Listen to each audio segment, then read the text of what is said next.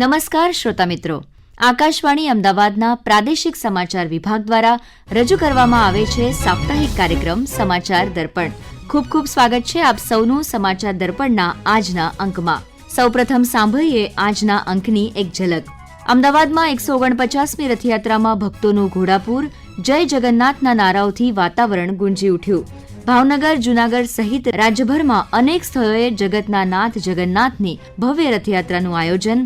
અષાઢી બીજ નિમિત્તે કચ્છી કાર્નિવલના આયોજન સાથે ભુજમાં કચ્છી નવવર્ષની ધૂમધામથી ઉજવણી. ભારત અને યુકે વચ્ચે સીમાચિહ્નરૂપ વેપાર કરાર અમલમાં, સ્થાનિક નિકાસકારોએ આપ્યો આવકાર. દમણ અને રાજધાની દિલ્હી વચ્ચે સીધી વિમાન સેવાનો પ્રારંભ, નાગરિકોમાં ખુશીની લહેર. અને જામનગરની દીકરી પૃથ્વી સંઘાણીએ સ્કાયરૂટ એરોસ્પેસના ઐતિહાસિક વિક્રમ-1 રોકેટ લોન્ચમાં મહત્વની ભૂમિકા ભજવીને વધાર્યું ગુજરાતનું ગૌરવ.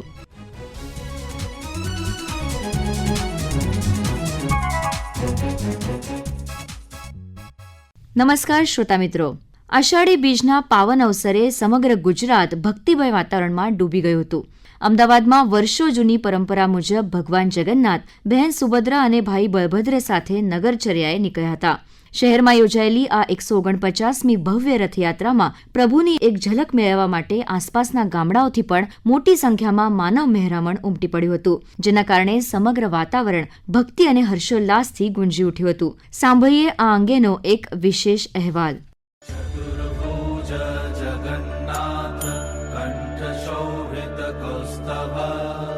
અમદાવાદના જમાલપુર ખાતે આવેલા 400 વર્ષ જૂના પ્રાચીન ભગવાન જગન્નાથ મંદિરમાં વહેલી સવારે કેન્દ્રીય ગૃહમંત્રી અમિત શાહ સહપરિવાર મંગળા આરતીમાં સહભાગી થયા હતા. ત્યારબાદ ભવ્ય આકર્ષક શણગાર સજીત ભગવાન જગન્નાથજીને નંદી ઘોષ, બહેન સુભદ્રાજીને દર્પદલન અને ભાઈ બળભદ્રજીને તાલધ્વજ નામના ભવ્ય રથમાં બિરાજમાન કરાયા હતા. મુખ્યમંત્રી ભૂપેન્દ્ર પટેલે સવારે પહિંદ વિધિ એટલે કે સોનાની સાવરણીથી રથયાત્રાના માર્ગની પ્રતિકાત્મક સફાઈ કરી રથયાત્રાનો વિધિવત પ્રારંભ કરાવ્યો હતો. ત્યારથી જ મંદિર પરિસર સહિત રથયાત્રાના સમગ્ર માર્ગ પર વિશાળ જનમેદની ઉમટી હતી અને સમગ્ર અમદાવાદ જય જગન્નાથના જય ઘોષથી ગુંજી ઉઠ્યું હતું. અમદાવાદની આ ઐતિહાસિક રથયાત્રામાં ગજરાજોએ સમગ્ર યાત્રાનું આગેવાન બનીને નેતૃત્વ કર્યું હતું અને ઠેર ઠેર ગજરાજોનું પણ ભવ્ય સ્વાગત કરાયું હતું. રથયાત્રાના માર્ગ પર અખાડાના યુવાનોએ પરંપરાગત શૌર્ય અને સાહસિક કરતબો રજૂ કર્યા હતા. તેમજ ભજન મંડળીઓ, સામાજિક જાગૃતિ અને ધાર્મિક ઝાંખીઓ દર્શાવતા રંગબેરંગી ટેબ્લોએ સૌનું આકર્ષણ જમાવ્યું હતું. રથયાત્રામાં ભક્તિ, સાંસ્કૃતિક એકતા અને ભાઈચારાનો પણ અનોખો સંગમ જોવા મળ્યો હતો. 16 કિલોમીટરથી વધુ લાંબુ અંતર કાપીને આ રથયાત્રા રાત્રે શાંતિપૂર્ણ વાતાવરણમાં સંપન્ન થઈ હતી. સમાચાર દર્પણ માટે હું ચૈતાલી જોશી. જગન્નાથ ચકાનૈન નીલાચલ વારે, તું ન સંભાલે તો હમે કોણ સંભાલે.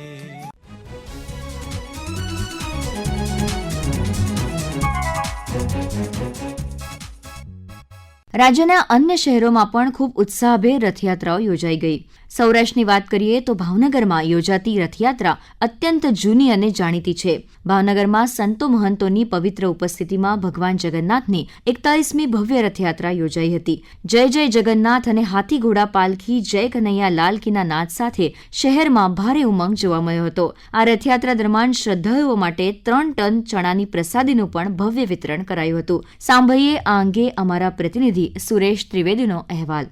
દેશમાં 3જા નંબરની અને ગુજરાત રાજ્યમાં 2જા નંબરની એવી ભાવનગરમાં 41મી ભવ્ય રથયાત્રા જય જગન્નાથ, હાથી ઘોડા પાલકી, જય કનૈયા લાલ કી ભક્તિનાથ સાથે ભગવાન જગન્નાથજી, બલભદ્રજી અને બહેન સુભદ્રાજી સાથે ભાવનગરના 18 કિલોમીટરના વિસ્તારમાં પરંપરાગત નગરચર્ચાએ નીકળ્યા હતા. આ સાથે લોકોનો અનોખો ઉમંગ અને ભક્તિભાવ જોવા મળ્યો હતો. ભાવનગરના સાંસદ નીમુબેન બામણિયા, સંત શ્રી મોરારી બાપુએ ભગવાન જગન્નાથજીના દર્શન કરી ધન્યતા અનુભવી હતી. અષાઢી બીજના દેશના 3જા નંબરની ભગવાન જગન્નાથજીની રથયાત્રા પરંપરાગત મુજબ 41મી રથયાત્રા યોજાઈ હતી. ભાવનગરવાસીઓમાં આ વર્ષે અનેરો ઉત્સાહ જોવા મળી રહ્યો હતો. સમગ્ર શહેરને સુશોભન અને શણગાર શણગાર કરવામાં આવ્યો હતો. રથયાત્રામાં અનેક વિવિધ ફ્લોટો બનાવવામાં આવ્યા હતા. સૌથી વધારે અત્યારે ચાલતા AI થીમ આધારિત ફ્લોટ્સને પ્રથમ નંબર મળ્યો હતો. આ રથયાત્રામાં હાઈટેક સાધનો ઉપકરણો ઉપયોગ કરી સુરક્ષા પૂરી પાડવામાં આવી હતી. રથયાત્રાને સફળ બનાવવા પોલીસ તંત્ર, જિલ્લા વહીવટી તંત્રને કેબિનેટ મંત્રી જીતુભાઈ વાઘાણીએ અભિનંદન પાઠવ્યા હતા.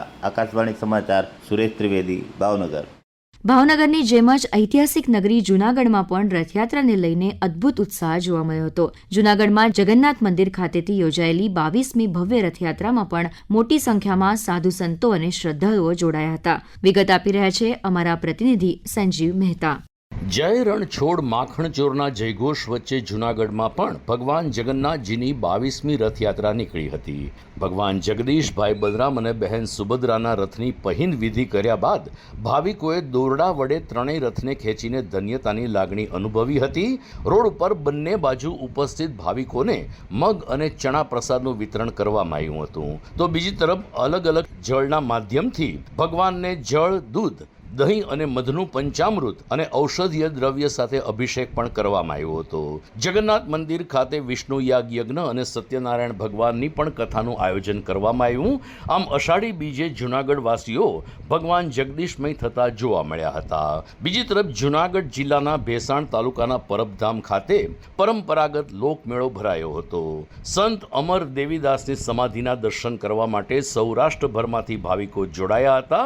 પોતાનું જીવન રક્તપિત્ત દર્દીઓની સેવા માટે સમર્પિત કરનાર સંત અમર દેવીદાસની સમાધિ ઉપર ધ્વજારોહણ સાથે અનેક શ્રદ્ધાળુઓએ પ્રસાદ ગ્રહણ કર્યો હતો. સાથોસાથ મજેવડી નજીકના દેવતણખી દાદાના સ્થાનકે સુપ્રસિદ્ધ સતાધાર આપા ગીગાની જગ્યા અને વિસાવદર તાલુકાના મોણિયા ગામે આવેલ નાગ દેવતાના સ્થાનકે પણ અષાઢી બીજની પરંપરાગત ઉજવણી થઈ અને ભગવાન જગદીશના દર્શન કરવા માટે સૌ કોઈએ ભારે ભક્તિભાવ દાખવ્યો હતો. સમાચાર દર્પણ માટે સંજીવ મહેતા, જૂનાગઢ.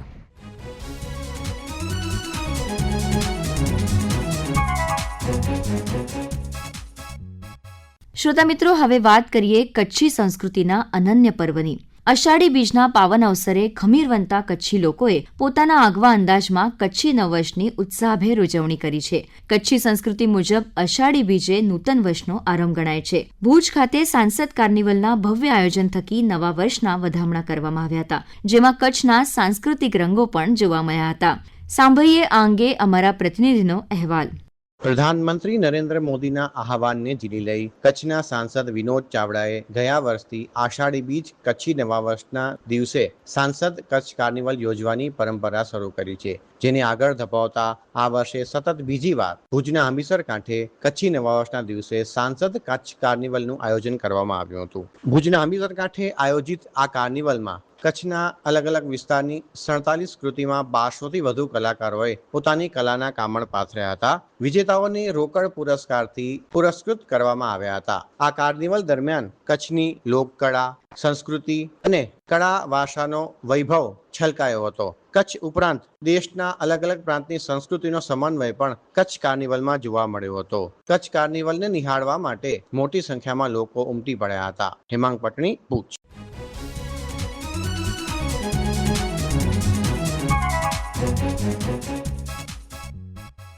ગયા અઠવાડિયામાં દેશના આર્થિક ક્ષેત્રે પણ મોટા સમાચાર સામે આવ્યા છે, જેનાથી ગુજરાતના નિકાસકારોમાં ભારે ઉત્સાહ જોવા મળી રહ્યો છે. આંતરરાષ્ટ્રીય વેપારને પ્રોત્સાહન આપવા માટે ભારત અને યુનાઇટેડ કિંગડમ વચ્ચેનો મહત્વપૂર્ણ વેપાર કરાર સેટા હવે સત્તાવાર રીતે અમલમાં આવી ગયો છે. આ નવા કરાર હેઠળ યુકે માટેના નિકાસ કન્સાઇનમેન્ટ્સ દેશના વિવિધ રાજ્યોમાંથી ઉત્સાહભેર રવાના કરવામાં આવ્યા, જેમાં ગુજરાતમાંથી સુરત, ભરૂચ અને અમદાવાદ જેવા મહત્વના ઔદ્યોગિક કેન્દ્રો પણ સામેલ છે. સુરત ડાયમંડ બોર્સ ખાતે યોજાયેલા એક વિશેષ સમારોહમાં gems and jewellery export promotion કાઉન્સિલના સહયોગથી સોનાના દાગીના, કોટન, એમ્બ્રોઇડરીવાળા કાપડ, પરફ્યુમ કમ્પાઉન્ડ્સ જેવી કિંમતી વસ્તુઓની નિકાસ કરવામાં આવી હતી. સુરત SEZના ડેવલપમેન્ટ કમિશનર અને જોઈન્ટ DGFT અભિમન્યુ શર્માએ આ ઘટનાને ભારતના આર્થિક વિકાસ માટે એક ગૌરવશાળી પળ ગણાવી હતી. ये सूरत के लिए एक बड़ा गौरवान्वित करने वाला दिन है, क्योंकि यहाँ पे जो शीश ज्वेल्स करके एक कंपनी है, वो पूरे भारत में पहली कंपनी रही जिसने सर्टिफिकेट ऑफ ओरिजिन जो है वो उसको प्रिंट किया और ले लिया। तो हमें ये लगता है कि इंडिया यूके एग्रीमेंट जो ऑपरेशनल हुआ है, इससे भारत के जो एक्सपोर्टर्स हैं उनको बहुत बेनिफिट होगा, और जो आगे जाके भारत और यूके का जो हमने अनुमान कर रहे हैं, specially James and jewellery sector में, तो यहाँ पे सूरत में अनुमान है कि ये लगभग अगले 3 सालों में 2.5 बिलियन US डॉलर तक जो है एक्सपोर्ट होगा। આ અવસરે gems and jewellery export promotion કાઉન્સિલના ચેરમેન જયંતિભાઈ સાવરિયાએ પણ આ પગલાંને આવકારતા કહ્યું હતું કે આનાથી સુરતના હીરા અને જ્વેલરી ઉદ્યોગને વેગ મળશે. સાંભળીએ જયંતિભાઈનો પ્રતિભાવ. ઇન્ડિયા અને યુકે ફ્રી ટ્રેડ એગ્રીમેન્ટ સેપા અંતર્ગત જે થયો એ આપણે પહેલું શિપમેન્ટ ફ્રી ટ્રેડ એગ્રીમેન્ટ એટલે ડ્યુટી વગરનું એક્સપોર્ટ આપણે 15મી જુલાઈ કરી દીધું છે. જે આવનાર સમયની અંદર કોઈપણ જેમ્સ એન્ડ જ્વેલરીની કોઈપણ એક્સપોર્ટ અહીંથી થશે તો એમાં જે 4% ડ્યુટી લાગતી હતી એ ટોટલી ઝીરો નાબૂદ કરવામાં આવી છે. આનાથી ભારતની જેમ્સ એન્ડ જ્વેલરી સેક્ટરને સૌથી મોટો ફાયદો થશે. એમાં ગુજરાત અને સુરતને સૌથી વધારે જેમ્સ એન્ડ જ્વેલરીનો બેનિફિટ થશે. આવનાર સમયની અંદર અમેરિકા પછીનું જે મોટું માર્કેટ છે એ યુકે અને યુરોપિયન કન્ટ્રીઓ છે, જેનાથી આપણને આ ઇન્ડસ્ટ્રીને ખૂબ મોટો ફાયદો થશે.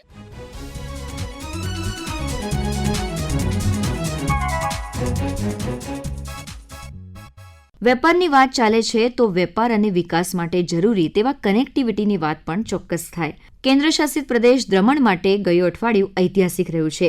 દમણની વિકાસ યાત્રાના ભાગરૂપ દમણથી નવી દિલ્હી વચ્ચેની પ્રથમ વેપારી વિમાન સેવાનો ગયા અઠવાડિયે પ્રારંભ કરવામાં આવ્યો છે. આ પ્રસંગે નાગરિક ઉડ્ડયન મંત્રી રામમોહન નાયડુએ કહ્યું હતું કે આ સીધી વિમાન સેવા શરૂ થવાથી કેન્દ્રશાસિત પ્રદેશમાં પર્યટન અને આર્થિક વિકાસને અભૂતપૂર્વ વેગ મળશે. સાંભળીએ કેન્દ્રીય મંત્રી રામમોહन नायडू आ संदर्भ में अभिप्राय. नेक्स्ट 5 इयर्स के लिए अगर दमन की मैं बात करूं तो अभी से ही हमने प्लान रखा है कि यहाँ पे रनवे को एक्सपेंड करें ताकि बड़े एयरक्राफ्ट भी यहाँ पे लेके आए. दीव का भी इसी तरह प्लान है. प्रशासक जी ने बताया कि वहाँ पे भी इतनी बड़ी संभावना है ग्रोथ के लिए, तो वहाँ पे एक अच्छा सा नया टर्मिनल के साथ दीव में भी हम एक्सपेंड करें. और आगे जाते हुए हमारे मंत्रालय से उड़ान स्कीम जो आगे 10 साल के लिए हमारे प्रधानमंत्री जी के आशीर्वाद से जो हमने एक्सटेंड किया, उसके तहत 100 नए एयरपोर्ट आज देश में बनने जा रहे हैं. 200 हेलीपैड भी बनने जा रहे हैं. इसका लाभ हमारे देश को होगा. देश में जो टियर 2, टियर 3 सिटीज है, नॉर्थ ईस्ट है या फिर हिली रीजन्स है, एस्पिरेशनल डिस्ट्रिक्ट्स, आकांक्षी जिला जो है ये देश में, वहां पे एयर कनेक्टिविटी पहुंचाने का काम करेंगे. સ્થાનિક નાગરિકોએ પણ આ નવી વિમાન સેવાને ખુલ્લા મનથી આવકારી છે અને સરકારનો આભાર માન્યો છે. સાંભળીએ દમણના સ્થાનિક નાગરિકની प्रतिक्रिया. अपने यहाँ नमो एयरपोर्ट दमन से फ्लाइट के शुभारंभ हो रहा है, तो ये वापी दमन और सिलवासा की पब्लिक के लिए बहुत ही मतलब अच्छा ये है कि यहाँ से फ्लाइट, अभी तक हम लोगों को फ्लाइट पकड़ने के लिए सूरत या मुंबई जाना पड़ता था, तो अभी यहाँ से फ्लाइट की सुविधा रहेगी. और आने वाले फ्यूचर में ये पहली फ्लाइट एक्चुअली अभी दिल्ली के लिए चालू हो रही है, लेकिन आगे आने वाले फ्यूचर में देश के हर कोने के लिए हमें कनेक्टिविटी मिलेगी, आशा करते हैं. गवर्नमेंट की तरफ से बहुत ही अच्छा प्रयास है कि यहाँ पे एयरपोर्ट चालू कर दिया गया है, तो हमारी पब्लिक को बहुत ही फायदा होगा. दमन सिलवासा एक्चुअली टूरिज्म के लिए पहले से ही बहुत फेमस है, और अभी एयरपोर्ट की कनेक्टिविटी मिलने से लोगों को बहुत आसानी होगी. और दूसरा, यहाँ पे इंडस्ट्रीज बहुत ज्यादा हैं, तो सभी इंडस्ट्रियलिस्ट को बड़े बड़े शहरों से यहाँ पे आने में, अपना काम करके शाम को वापस फ्लाइट में जाने का, वो सब बहुत एडवांटेज रहेगा.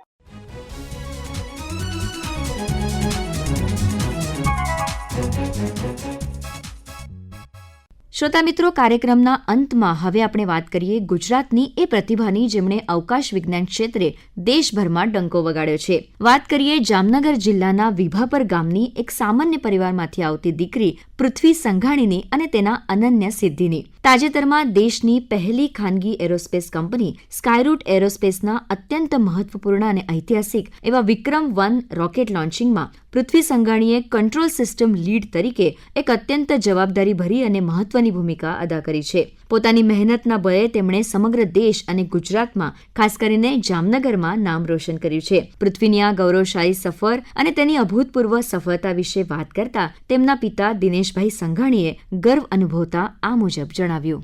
મારી દીકરી પૃથ્વીબેન સંઘાણી સ્કાયરૂટ સાથે કામ કરી અને એક વિશ્વમાં સિદ્ધિ પ્રાપ્ત કરેલી છે, ભારતનું નામ ઉજળું કરેલું, એ બદલ અમને બધાને ખૂબ ખૂબ આનંદ છે. પરિવારને પણ ખૂબ આનંદ છે. અમારા પૃથ્વીબેન પહેલેથી જ તેજસ્વી હતા અને પોતાનો સ્ટેમિનો ખૂબ સારો હતો, એટલે એને કંઈક કરવાની ભાવના હતી. જ્યારે ચાવલાબેનનું આકાશમાં ગમન થયું ત્યારે એ વારે વારે કહેતા કે મારે પણ આકાશમાં આ રીતે કામ કરવું છે, સ્પેસમાં, તો એને કરી બતાવ્યું અને એમને ખૂબ જ મહેનત કરી આના માટે.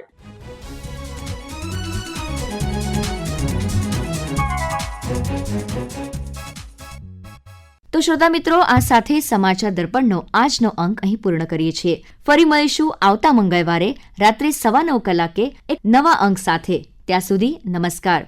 સમાચાર દર્પણ કાર્યક્રમ આકાશવાણી અમદાવાદના પ્રાદેશિક સમાચાર વિભાગ દ્વારા દર મંગળવારે રાત્રે 9:15 રજૂ કરવામાં આવે છે. સંકલન સાહિલ પટેલ, લેખન, સંપાદન અને રજૂઆત અપર્ણા ખૂંટ.